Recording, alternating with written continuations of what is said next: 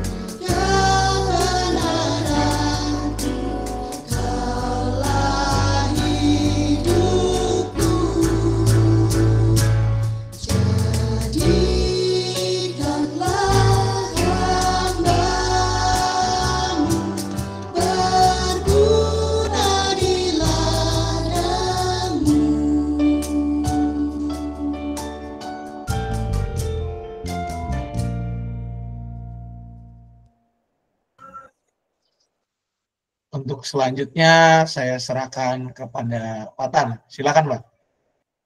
Terima kasih, Pak Sam, Bapak Ibu yang dikasihi Tuhan.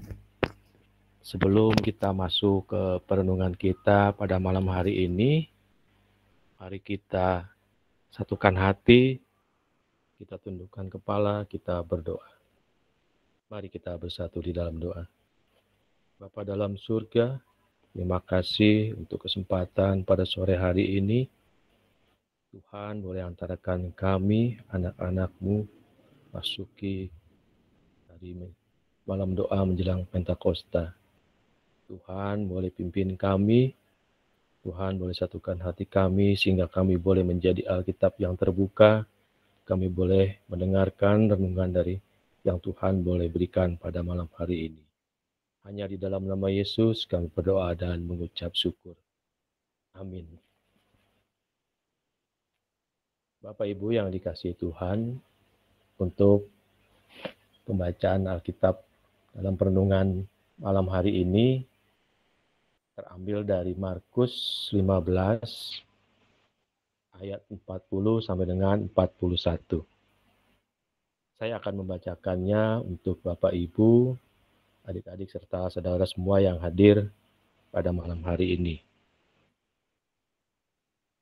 Ada juga perempuan-perempuan yang melihat dari jauh, di antaranya Maria Magdalena, Maria ibu Yakobus muda dan Yoses, serta Salome. Mereka telah mengikuti Yesus dan melayaninya waktu ia di Galilea. Ada juga di situ banyak perempuan lain yang telah datang ke Yerusalem bersama dengan Yesus. Demikianlah firman Tuhan. Bapak Ibu yang dikasihi Tuhan, pada malam hari ini renungan kita diberi judul Salome, Maria ibu Yakobus, dan Maria Magdalena.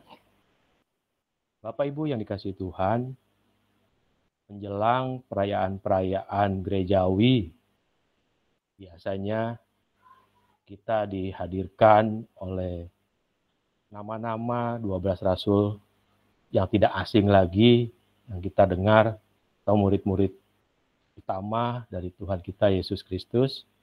Misalkan diantaranya Yohanes, Pembaptis, Petrus, Yakobus, Thomas, dan lain-lain. Tetapi kita seringkali melupakan sekelompok perempuan yang kita baca tadi, yang dengan setia melayani Tuhan Yesus.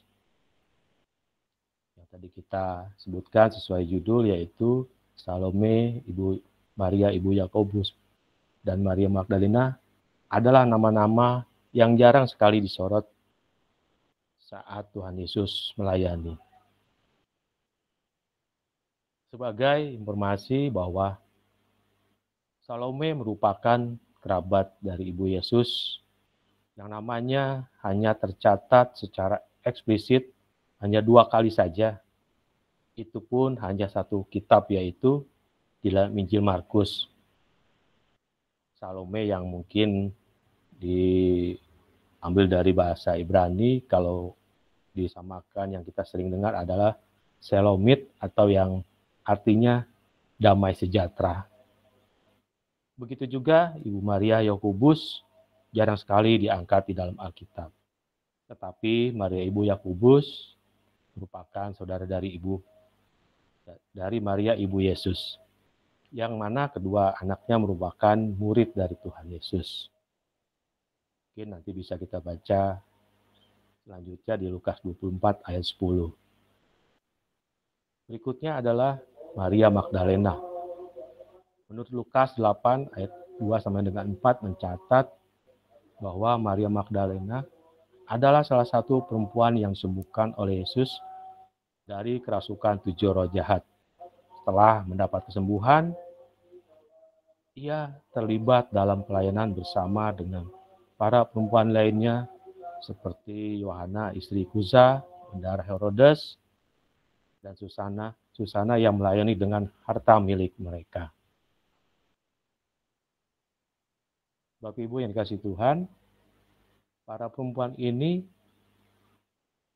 ada ketika banyak orang sudah pergi saat penyaliban Tuhan Yesus. Mereka pernah melayani Yesus selama di Galilea, melayani dengan setia, dan mereka tidak meninggalkannya di saat kondisi yang sulit. Bapak Ibu yang dikasihi Tuhan, setidaknya ada 2 momen dari bacaan kita yang bisa kita teladani dari murid-murid Tuhan Yesus yang kita sebutkan di atas tadi. Yang pertama adalah pada saat penyaliban. Dan murid-murid pria melarikan diri karena takut. Sejumlah perempuan tetap tinggal. Dari jauh mereka menyaksikan penderitaan dan kematian Yesus. Mereka tidak berkhotbah, tidak membuat pernyataan besar. Mereka hanya hadir, namun kehadiran itu bukan hal kecil. Itu adalah bentuk kesetiaan sejati yang mereka miliki ketika melayani. Mereka bertahan saat murid Yesus yang lain melarikan diri karena ketakutan. Namun pada perempuan itu dan beberapa wanita lain, mereka tidak gentar terhadap pasukan Romawi. Nah, Bapak Ibu, kita tahu pasukan Romawi merupakan pasukan yang begitu disiplin, begitu kuat pada masanya. Mungkin sebagai gambaran kalau kita berkendara di jalan, walaupun kita tidak salah ketika ada operasi polisi, mungkin kita sedikit, takut kalau kita memiliki kesalahan. Tapi waktu itu, para perempuan tidak gentar menghadapi pasukan Romawi. Dan mereka tidak gentar juga menatap salib. Pengabdian dan dedikasi mereka tidak goyah oleh tantangan-tantangan yang menakutkan sekalipun. Momen yang kedua adalah ketika pagi-pagi benar, pada saat Yesus sudah dikubur, secara pandangan manusia, Yesus sudah mati. Tidak ada harapan untuk pengabdian. Dan ada harapan namun pengabdian dan dedikasi tidak luntur. Meski sebagai manusia, tidak ada dasar untuk berpengharapan lagi. Di mana pada saat Yesus mati, mereka pagi-pagi betul dengan tujuan untuk merempah-rempahi jenazah Yesus. Mereka masih setia dengan pagi-pagi betul. Mereka datang untuk melakukan semua itu, yaitu hanya karena pengabdian, dedikasi mereka.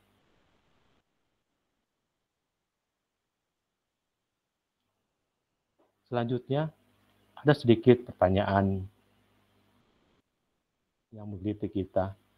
Apa yang membawa mereka bersama dan menyatukan mereka dalam ikatan persahabatan, pelayanan, dan kesetiaan kepada Yesus? Mungkin hal ini juga sama dengan yang kita hadapi. Kita dari berbagai suku, berbagai latar belakang, golongan, kita menyatukan hati dalam ikatan persahabatan, kekeluargaan, pelayanan, dan kesetiaan kepada Yesus.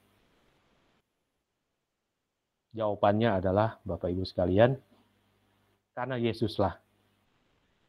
Dan pesan-pesannya tentang kerajaan Allah yang telah mengubah kita dan para perempuan-perempuan yang melayani ini untuk bersatu hati melayani di setiap kehidupan kita. Yesus telah menyentuh mereka begitu dalam, sehingga mereka dan kita semua bersyukur melakukan apapun untuknya. Bahkan pelayanan yang dianggap remeh, mereka membawa persembahan dan sumber daya mereka kepada Yesus untuk digunakan sesuai keinginan Tuhan kita.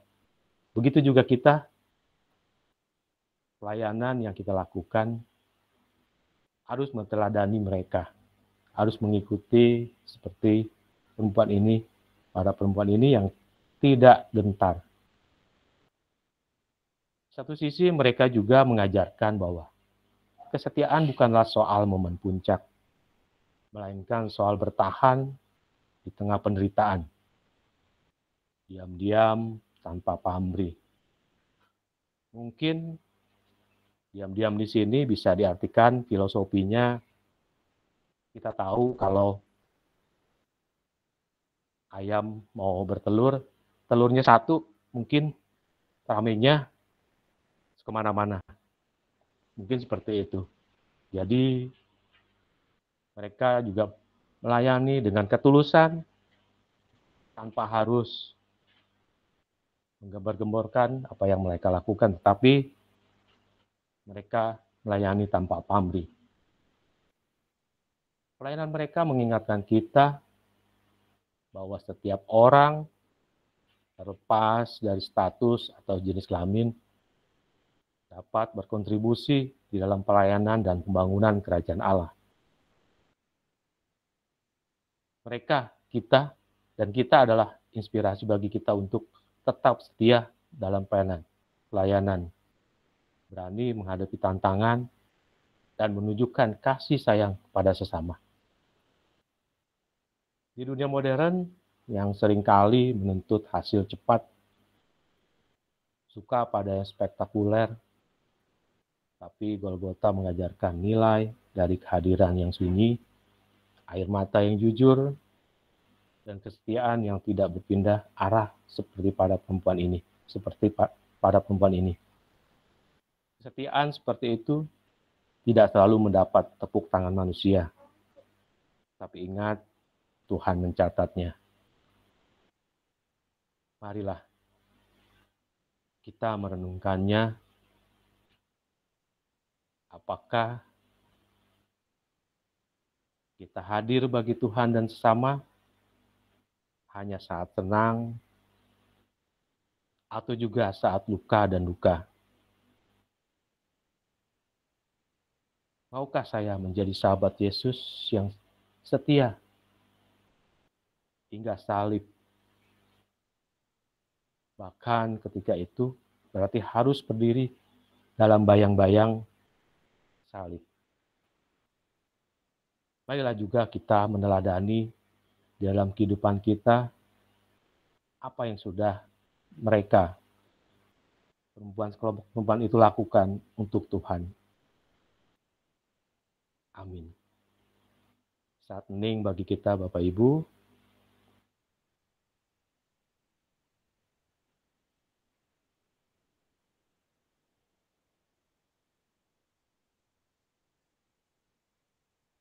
Masuki doa penutup ya Pak Sam. Apakah ada yang perlu didoakan?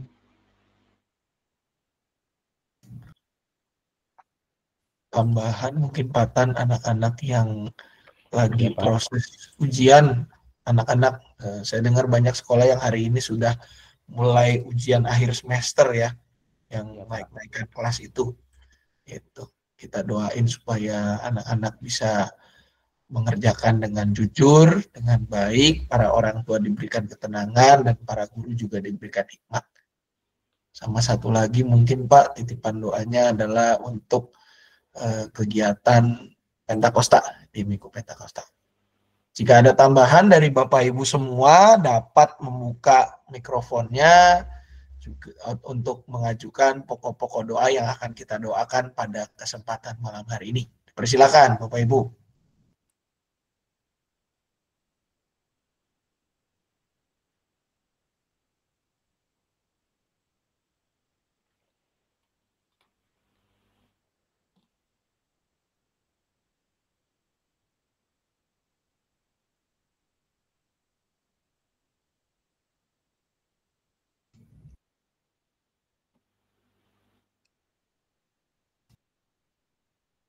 Sepertinya tidak ada tambahan, Pak. Baik, Pak. Baik, Bapak Ibu yang dikasih Tuhan. Mari kita satukan hati kita berdoa. Bapa dalam surga, terima kasih untuk kesempatan pada malam hari ini. Tuhan yang menghantarkan kami bersama-sama agar kami boleh bersatu hati untuk bersama-sama belajar di dalam perenungan ini. Terima kasih Tuhan untuk kesempatan yang indah ini. Kiranya Tuhan boleh memberikan kami yang terbaik agar kami boleh mengikuti suri tauladan yang dilakukan oleh para perempuan yang Tuhan boleh tunjukkan pada kami pada malam hari ini. Biarlah kami juga berani menjadi pelayan-pelayan setia Tuhan seperti yang dilakukan mereka Begitu juga kami melakukannya dengan segenap kekuatan dan sumber daya yang kami miliki hanya untuk kemuliaan nama-Mu. Sekali lagi kami juga bersyukur dan terima kasih Bapa. Tuhan boleh berikan kepada kami. Bapa dalam surga, kami juga berdoa untuk anak-anak kami yang pada saat ini sedang melaksanakan ujian. Berikan kepada mereka akal budi, kepandaian, agar mereka boleh belajar dengan baik dan mengisi ujian dengan jujur. Begitu juga kami berdoa untuk orang tua yang membimbing mereka, anak-anak mereka. Tuhan boleh berikan ketenangan serta kesabaran di dalam kehadiran mereka di tengah-tengah pembelajaran yang dilakukan. Begitu juga kepada guru-guru yang khususnya panjangan tangan-Mu Tuhan, BPK Penabur. Tuhan berikan hikmat, kebijaksanaan agar boleh mendidik anak-anak kami dengan tulus dan kasih setia yang daripada Tuhan saja. Terima kasih Tuhan. Begitu juga rangkaian-rangkaian panitiaan kami di dalam pelayanan yang kami lakukan, yaitu kegiatan Pentakosta yang pada saat ini kami menghadapi untuk persembahan syukur tahunan. Biarlah Tuhan, melalui perenungan ini, kami boleh memberikan yang terbaik di dalam persembahan syukur tahunan pada tanggal 8 nanti. Tuhan berikan kemampuan kepada kami untuk melakukannya. Semua panitia yang bekerja, Tuhan berikan kesehatan, Tuhan berikan kemampuan. Itu juga kepada kami yang akan memberikan yang terbaik di dalam kehidupan kami untuk gereja. Tuhan berikan juga kemampuan kepada kami untuk hari lepas hari. Bapa dalam surga, ampuni juga segala dosa, salah yang kami lakukan di hadapan Bapa. Biarlah apa yang kami berikan tidak terhalang oleh karena dosa-dosa. Terima kasih Tuhan. Banyak juga permintaan yang kami harapkan kepadamu, tapi Tuhan telah mengetahui dan Tuhan telah lebih dulu menyapa kami. Terima kasih Bapa. Hanya di dalam Tuhan Yesus kami berdoa dan mengucap syukur. Amin. Terima kasih Bapak Ibu.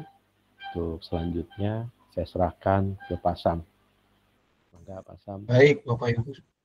Baik Bapak Ibu saudari, mengakhiri malam doa kita akan mengangkat sebuah pujian yang diambil dari Kidung Jemaat Kidung Jemaat nomor 370, Ku mau berjalan dengan juru selamatku.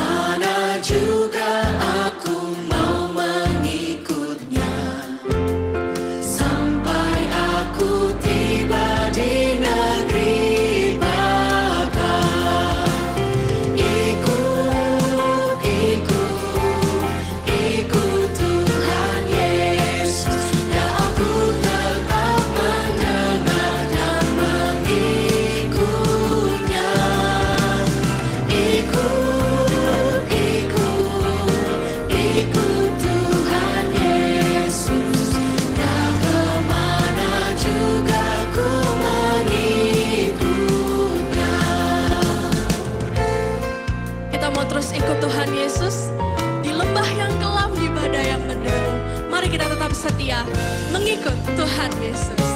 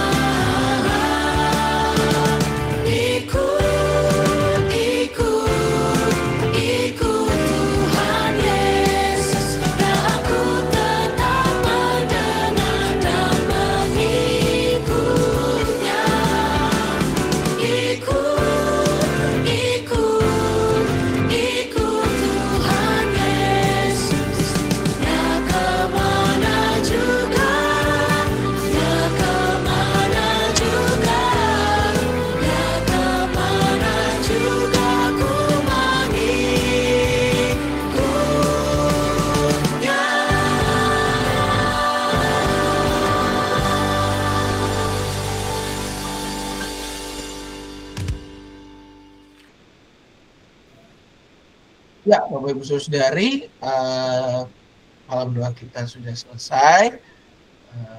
Terima kasih kepada Pak Tan Yunus yang telah memimpin kita di dalam renungan pada kesempatan malam hari ini, di mana kita diingatkan melalui Salome, Maria Ibu Yakobus, dan Maria Magdalena. Sekalipun mereka hanya diam melihat Yesus yang disalib, tetapi mereka tetap ada ketika banyak orang sudah pergi.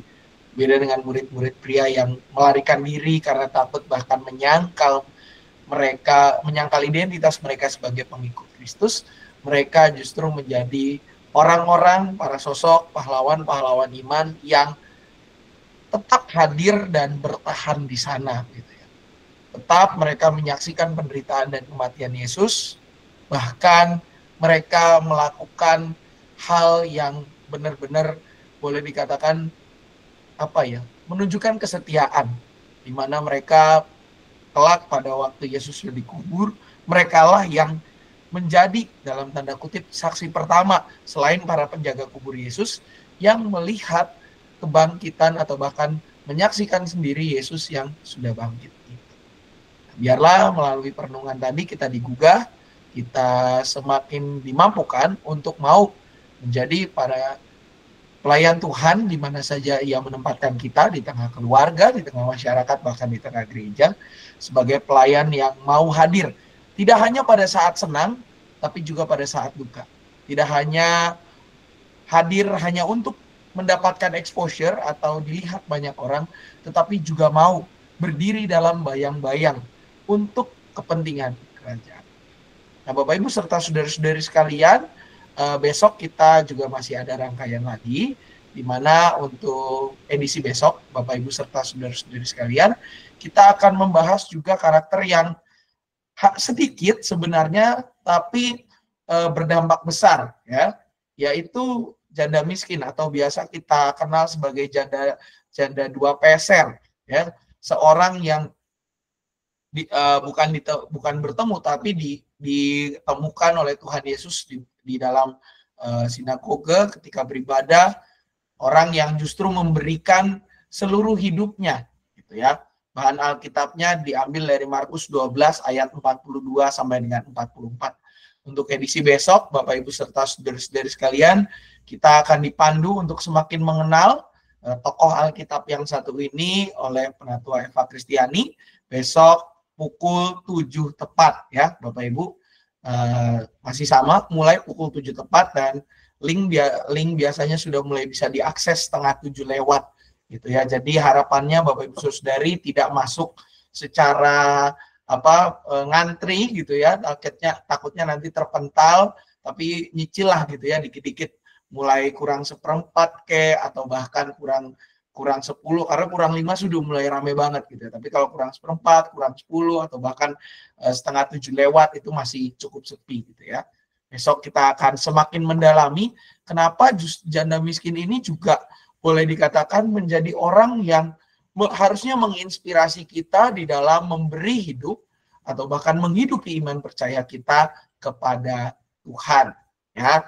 Nah, Bapak Ibu serta saudara-saudari juga diingatkan, apalagi dalam edisi Pentakosta, persembahan syukur tahunan kita, Bapak Ibu Saudari, dikumpulkan pada tanggal 8, yang dimana dikumpulkan dalam bentuk amplop, sebagaimana yang sudah di-share amplopnya ke Bapak Ibu semua, dibagikan, baik di ruang kebaktian umum, baik di kebaktian remaja, maupun juga di kelas-kelas sekolah minggu.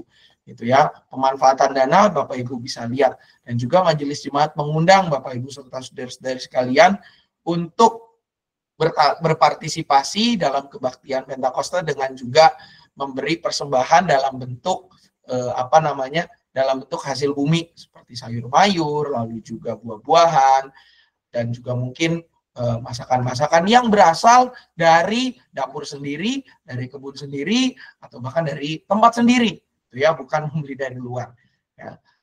Untuk persembahan yang dalam bentuk hasil bumi itu, selain daripada bentuk dana yang dikumpulkan, persembahan dalam bentuk hasil bumi bisa disuarakan lewat grup wilayah masing-masing dan dikomunikasikan kepada majelis pendamping wilayah, gitu ya.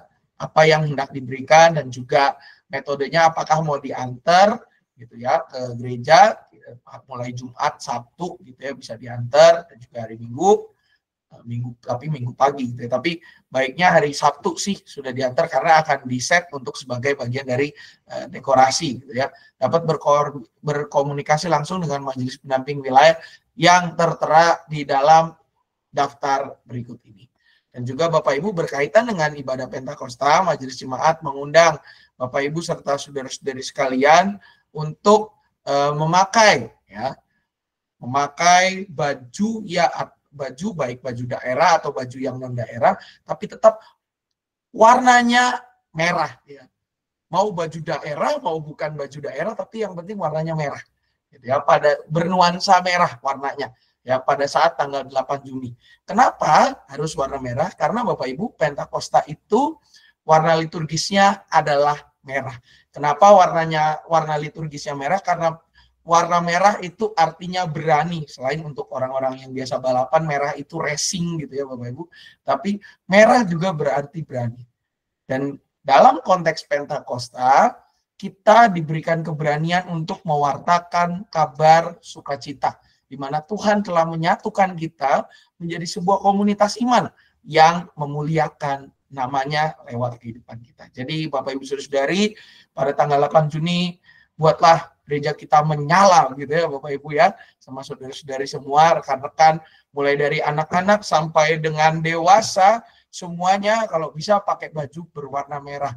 Ya. Ini bukan mau kampanye, bukan, tapi memang warna Pentakostanya memang warnanya adalah merah. Gitu ya. Dan juga pasti ini akan menambah keceriaan kita, ya, menambah semarak kita di dalam merayakan Pentakosta. Ya. Baju berwarna merah atau nuansa merah. Mau baju daerah silahkan. Mau bukan baju daerah juga nggak masalah. Yang penting warnanya sama. Ya. Warnanya satu, yaitu merah. Ya. Atau bernuansa warna merah. Ada semangat warna merahnya di situ. Ada semangat warna yang membara. Ya. Juga Bapak Ibu terus doakan rekan-rekan kita yang anak-anak yang sedang magang pelayanan katekisasi, kita doakan supaya mereka boleh terus bertumbuh di dalam kedewasaan, semakin rajin di dalam beribadah. Dan juga Bapak Ibu Saudara-saudari, pendaftaran kelas katekisasi sudah dibuka, Bapak Ibu bisa mengambil formulir pendaftaran di Tata Usaha Gereja ya. Pendaftaran ditutup pada tanggal 1 Juli 2020. Ya, ART nggak ada masuk saudara-saudara. Ya, Bapak Ibu, itu saja yang mungkin saya bisa sampaikan. Selain daripada informasi yang lebih lanjut, Bapak Ibu bisa baca di dalam warta jemaat kita yang tersedia dalam bentuk online, di link yang sudah dibagikan, maupun juga dalam bentuk cetak. Kiranya menjadi berkat bagi kita sekalian, dan sampai ketemu pada besok jam 7 malam. Selamat melanjutkan aktivitas. Tuhan Yesus memberkati kita semua. Amin. Terima kasih Pak. Bapak Ibu. Sama-sama. Selamat malam semuanya. Selamat malam semuanya. Selamat malam. Tuhan Yesus memberkati. Malam. Langsung keluar ya.